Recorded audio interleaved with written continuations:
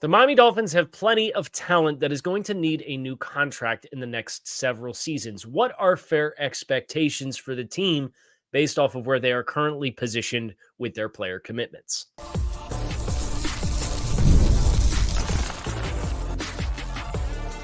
You are Locked On Dolphins, your daily Miami Dolphins podcast, part of the Locked On Podcast Network, your team every day.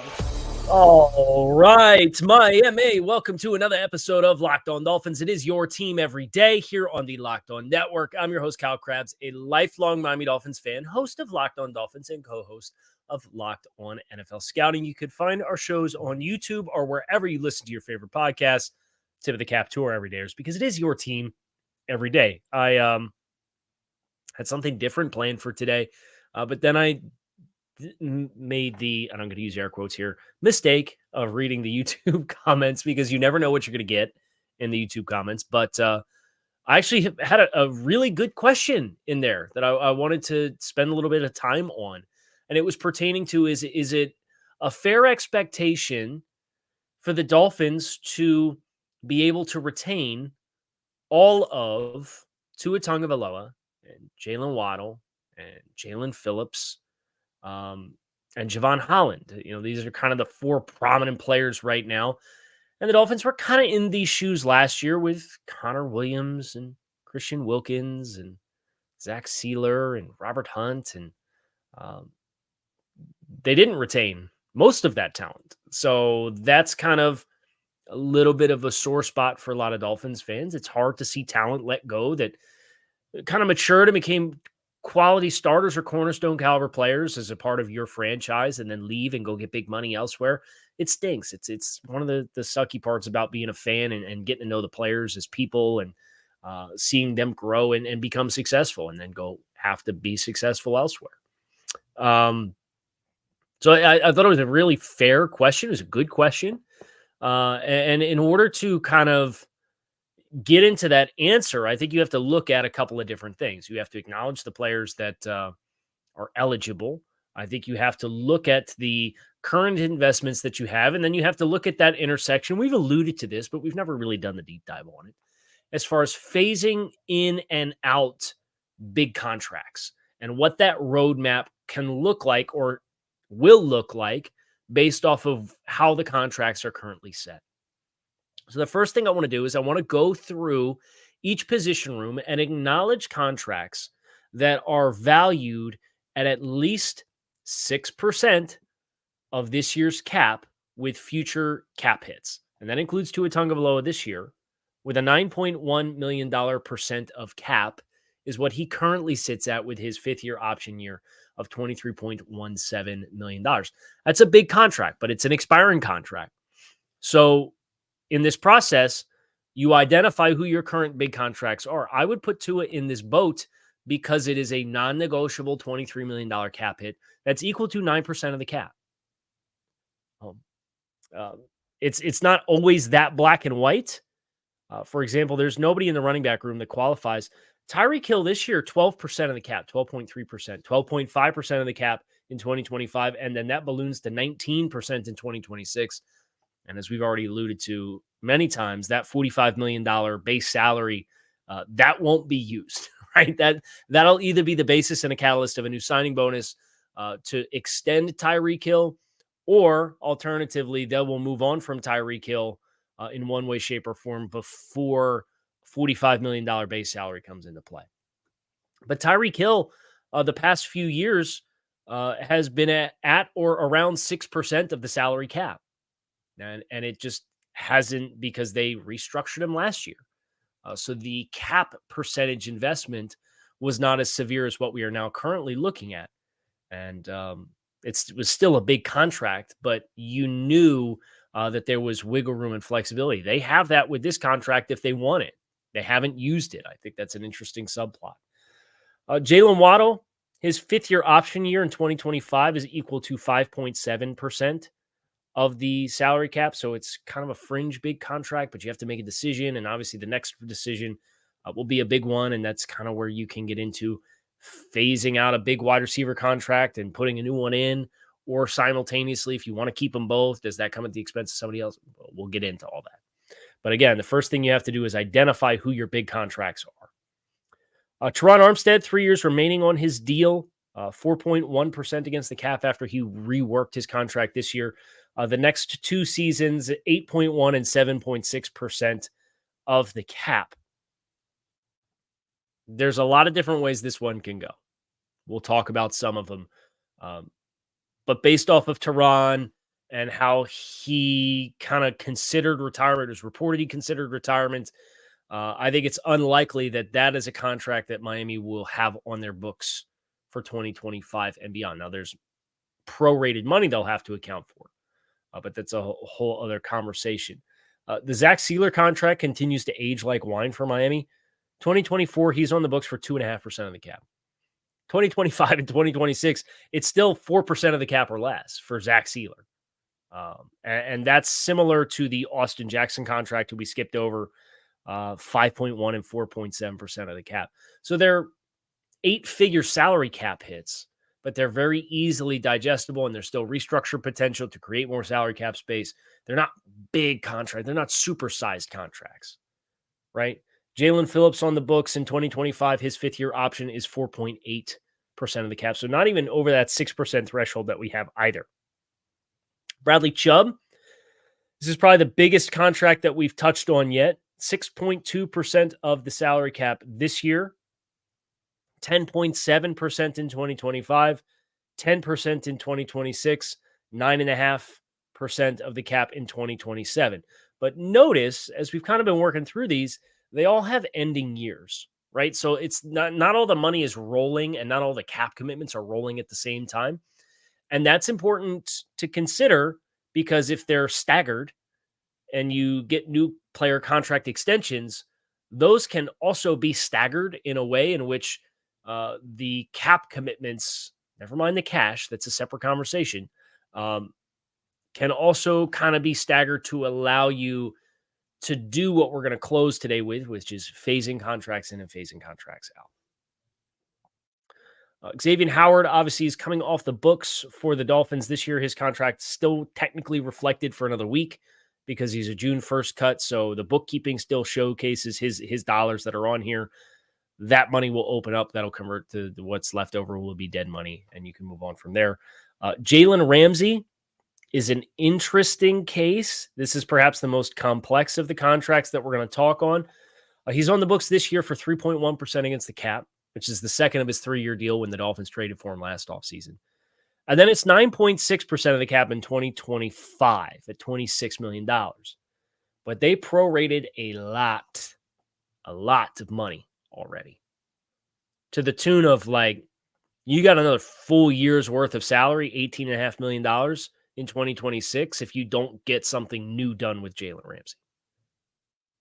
Now, there's ways that they can circumvent that, but your big contracts, you have an ending year of Jalen Ramsey in 2025. You'll have dead money in 2026 if you don't extend him. I have thoughts on what you should do there.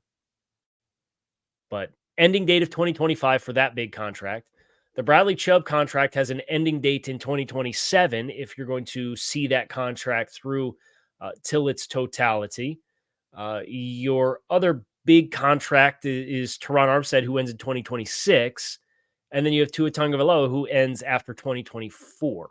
Tyreek Hill ends in 2026 as well. So he and Teron Armstead kind of sinking in the same year. But is Teron Armstead going to see that through till end of 2026? Probably not, just based off of what we know his decisions were that he made before coming into the picture again this offseason. So staggered as far as end of term contracts. Now, who are the guys that are going to need some time in the sun? We've already talked a little bit this week about Tua Tagovailoa and Jaylen Waddle. We'll talk about Jevon Holland, who's not a big contract, but could become a big contract. We'll talk about Jaelan Phillips in the midst of all of the youth that's in the pass rush room. We'll talk a little bit more about Jaylen Waddle, Tua Tagovailoa. That's next here on Locked On Dolphins. Stick with us. Passion, drive, and patience is not just the formula for winning championships. It's also what keeps your ride or die alive. eBay Motors has everything you need to maintain your vehicle and level it up to peak performance. superchargers, roof racks, exhaust kits, LED headlights, and more. Whether you're into speed, power, or style, eBay Motors has got you covered. With over 122 million parts for your number one ride or die, you'll always find exactly what you're looking for. And with eBay's Guaranteed Fit, your part is guaranteed to fit your ride every time or your money back. Because with eBay Motors, you are burning rubber and not cash. With all the parts you need at the prices you want, it's easy to make your car the MVP and bring home the dub. Keep your ride or die alive at ebaymotors.com. Eligible items only. Exclusions do apply. eBay Guaranteed Fit available only to U.S. customers. So the big four that's been spotlighted as far as players that are on rookie contracts that you're going to need to allocate. Tua Tagovailoa, Jaylen Waddle, Jaelan Phillips, Jevon Holland. Tua from the class of 2020. You already made your other commitment from the class of 2020 with the second contract for Austin Jackson. And you get 2 out of 3. The first-round picks on second contracts. Law of averages says you did pretty well for yourself. Noah Benogany is a ship that has sailed. They moved on from him last year. And then, obviously, your second-round picks of Robert Hunt and Raekwon Davis not having the fifth-year option that Tua has, they moved on in free agency, right? And they gave you 4 very good to serviceable years, depending on what year and which player you want to point out. Brandon Jones also leaves in free agency as a third-round pick from that class. I think grand scheme, you certainly wish they would have been in position to retain at least Rob Hunt. It's one of my favorite players on the roster last year.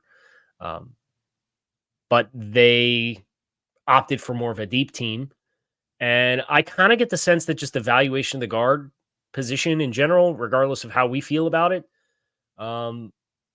is not quite equal. Now, it was reported that they made offers to Rob Hunt, but a valuation that would have got them a deal done versus what Robert went out and got at 5 years, $100 million those are 2 totally different sections of the stadium, right? Like not even in the same ballpark.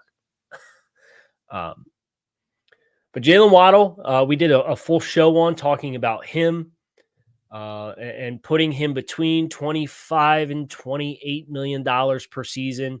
We talked about how the Philadelphia Eagles have been able to overlap those 2 wide receiver contracts of A.J. Brown and of Devonta Smith. We did that yesterday. The good news is if you do Jaylen Waddle, it's the same story as what it is with Tua Tagovailoa this year. Tua Tagovailoa right now, 9% of the cap at $23 million. Depending on how you structure the signing bonus of a new contract, that cap number is almost guaranteed to go down.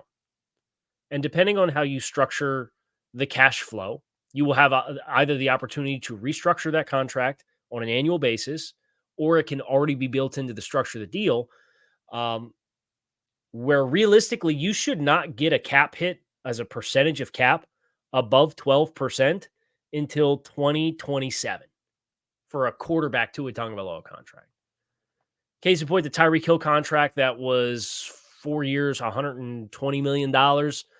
His first 2 years that he was on the team, his cap hit as far as percentage of cap was between 3.5% and 6%.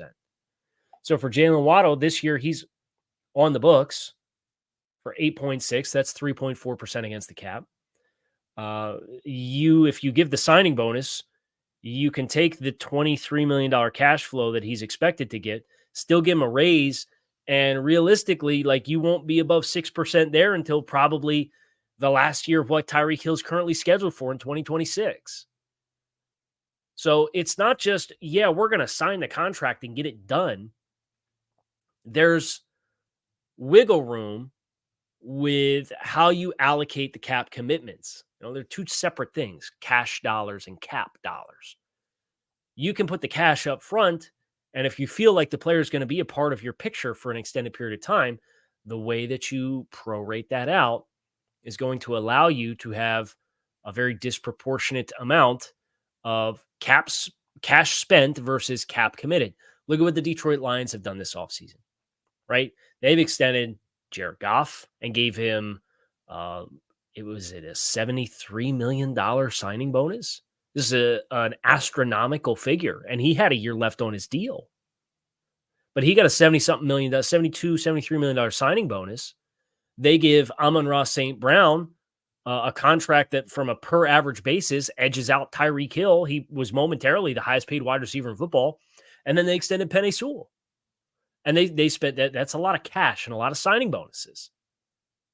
Right? But the way that their cap distribution flows, it's all able to be processed, and that's those commitments are really going to hit you in about 3 years. So that's where for Miami, kind of my question is, as we get ready to talk more about Jevon Holland and Jaelan Phillips, and I think Jaelan Phillips is the most complicated case because of coming off the injury, and Tua Tagovailoa and Jaylen Waddle as kind of the next core four of how many of those guys is it realistic to expect to bring back.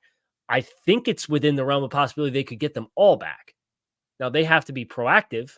They have to get these deals done probably before the start of the season, because if you let Jevon Holland go out and test the open market, it's going to look like what Robert Hunt and Christian Wilkins look like. I promise you that. He's going to get Xavier McKinney contract from the Packers with percentage of cap against a new salary cap next year that's probably going to go up another $20 million.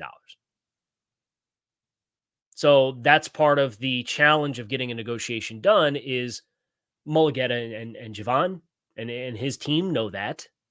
So you kind of got to give him more now because, and I know Mike Florio, I just heard him in the car this morning. I was listening to NBC Sports Radio on Sirius XM and listening to Pro Football Talk.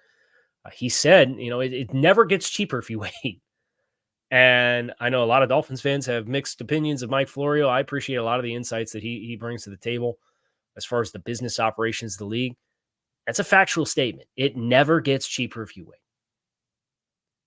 So instead, it's understanding what your cash and cap flow looks like and what your ins and outs of your current big contracts are so that you can fold the new ones in as your old ones go out, or you readdress your old ones.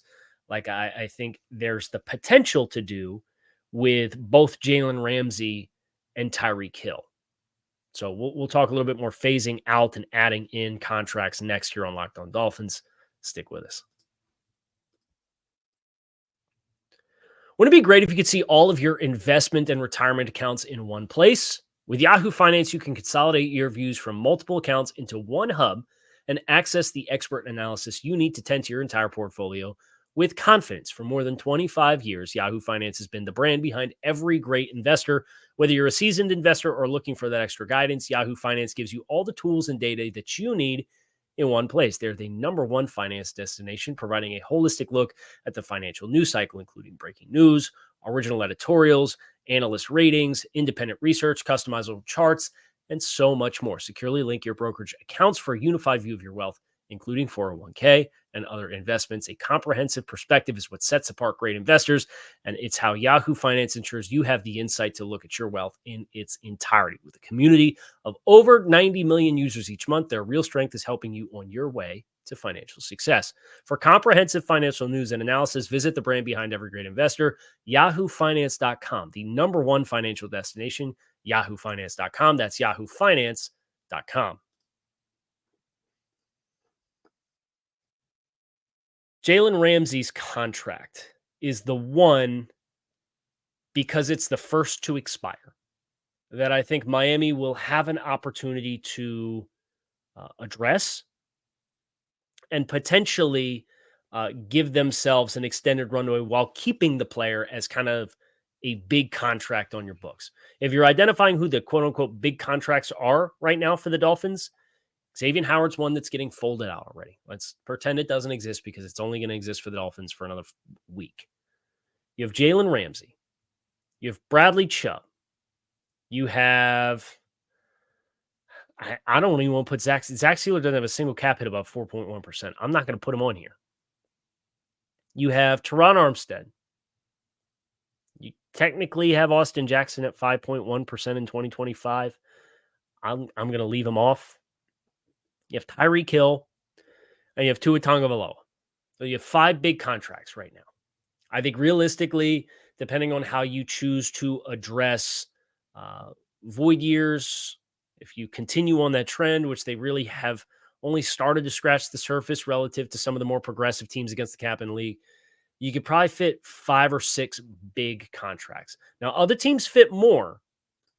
I know we've talked about the Philadelphia Eagles. I just don't know how comfortable I am in the Dolphins being that progressive. The Cleveland Browns are the other team. We continue to talk about cash over cap, right? Cleveland has Deshaun Watson at 25% against the cap this year, 23 and 22 in 2025 and 2026. That's a big contract. They've got Amari Cooper this year in a contract year at 9%. So that's 2 big contracts for them. David Njoku in 2025 is over 8%. That's 3 big contracts for them. Joel Bitonio and Wyatt Teller are both at 8% or more starting in 2025. So that gives you 5 big contracts. Jack Conklin's at 7% in 2025. So that's 6 big contracts. We're still on the offensive side of the ball. Myles Garrett and Dalvin Tomlinson are both over 7% in 2025. So you get the point. Denzel Ward at 9% in 2025.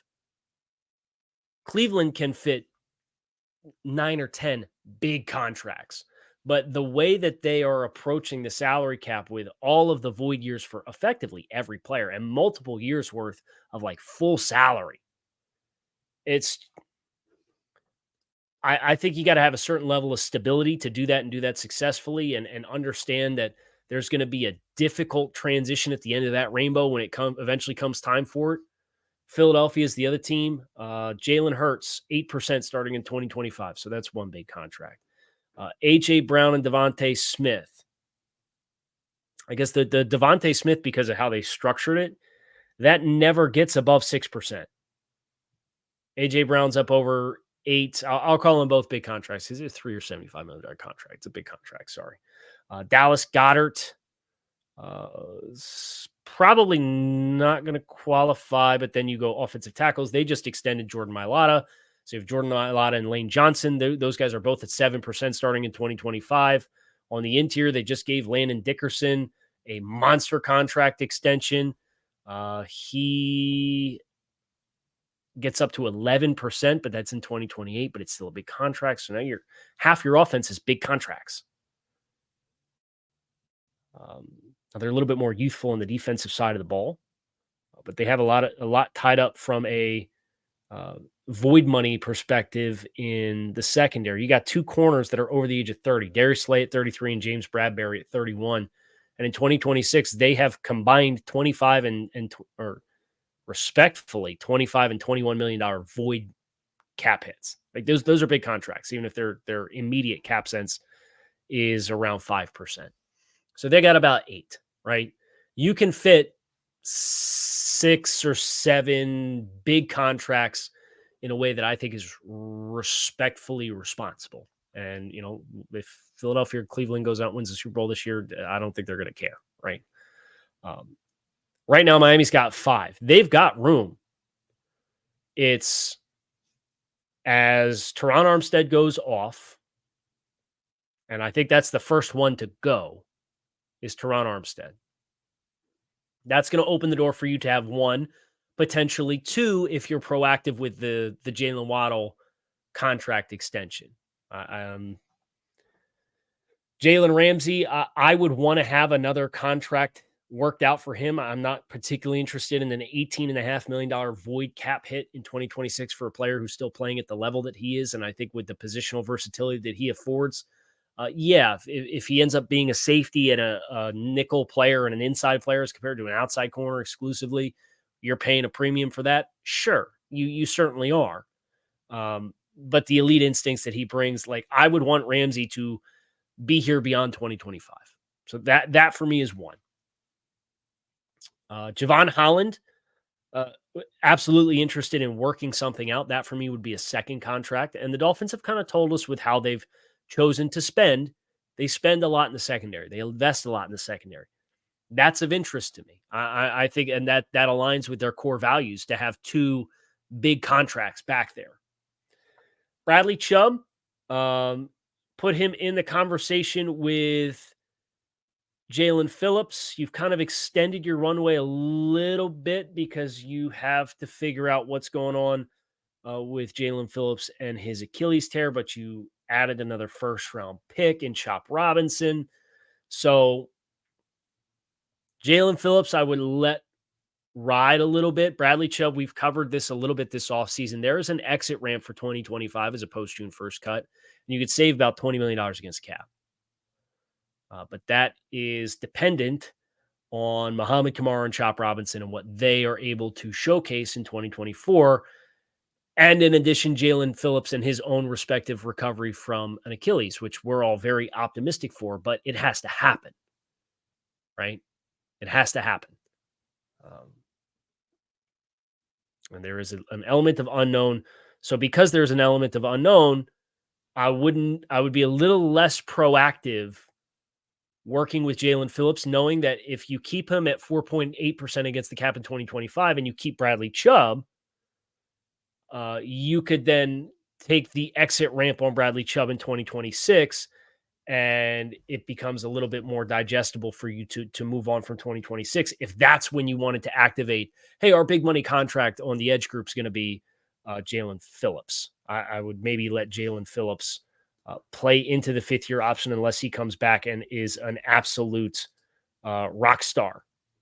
But from the Bradley Chubb contract perspective, you could post June 1st release Bradley Chubb after 2026 and save over $20 million against the cap. You could pre-June 1st, 2026 release Bradley Chubb and save 11.6. And I will tell you right now, if you put Jaelan Phillips on a new contract, his year one cap hit would be less than $11 million. So you would net positive from extending Jaelan Phillips and moving on from Bradley Chubb if you chose to do that.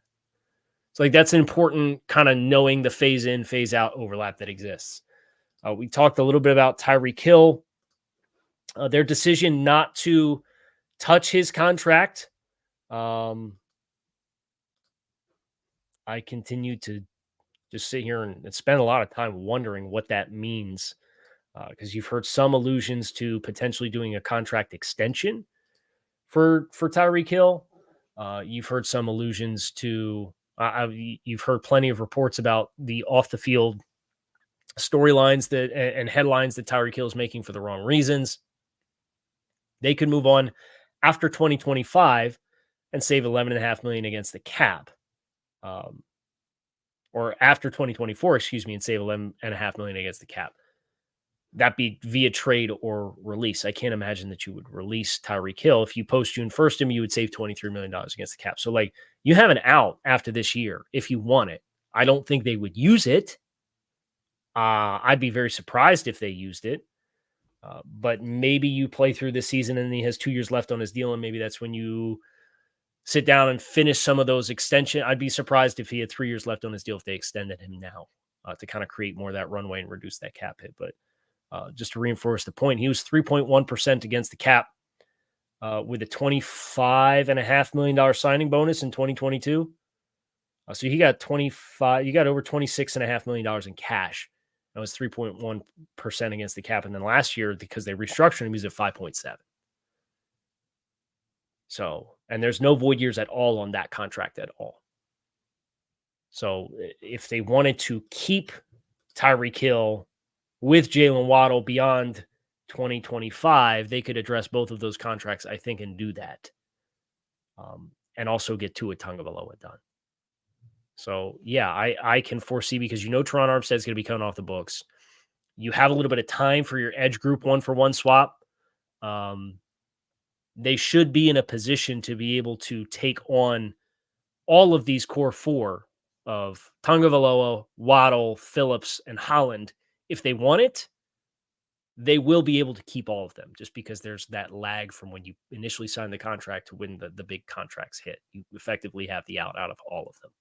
And I think you could keep Tyreek Hill and Jalen Ramsey too, long-term.